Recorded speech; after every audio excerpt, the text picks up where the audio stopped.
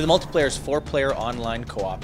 It's part of our Galaxy at War design, which lets the single-player campaign for Shepard and the multiplayer campaign feed into an overall Galactic War effort story, which is a thing that's combining the two of them. So where Shepard maybe isn't, these 4 soldiers are, and they're telling a different story in the Galactic War. You can expect wave after wave of enemies, lots of really smart enemies. All the improvements we're making in the single-player campaign, we're carrying over to the multiplayer campaign. Great animations, great AI, all coming after you.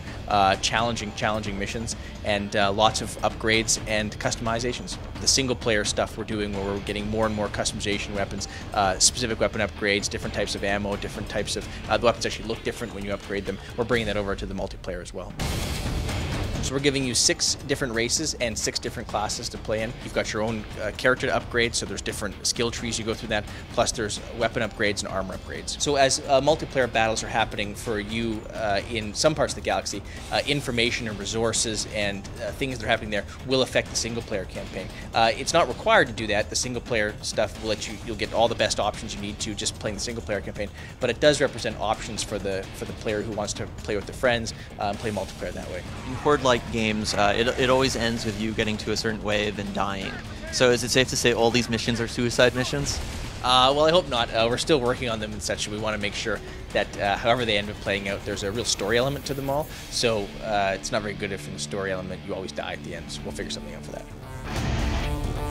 The maps, they're built from the ground up to provide a really great gameplay experience for that. And we have all sorts of different systems going on in the background to make it challenging no matter how many times you play it. It's really great to see people around our studio playing with their friends in 4 different consoles and yelling and screaming at each other and helping each other out and running.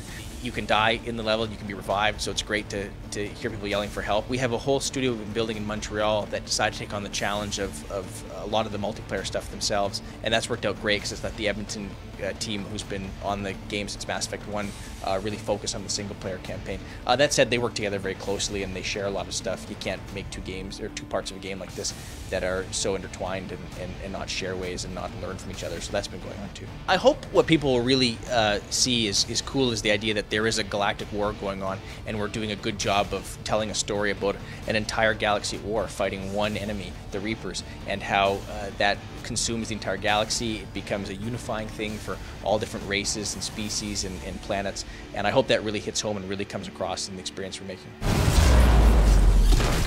Mass Effect 3 is coming for Xbox, PS3, and PC on March 6, 2012 for North America, and March 9th, 2012 for Europe and Asia Pacific.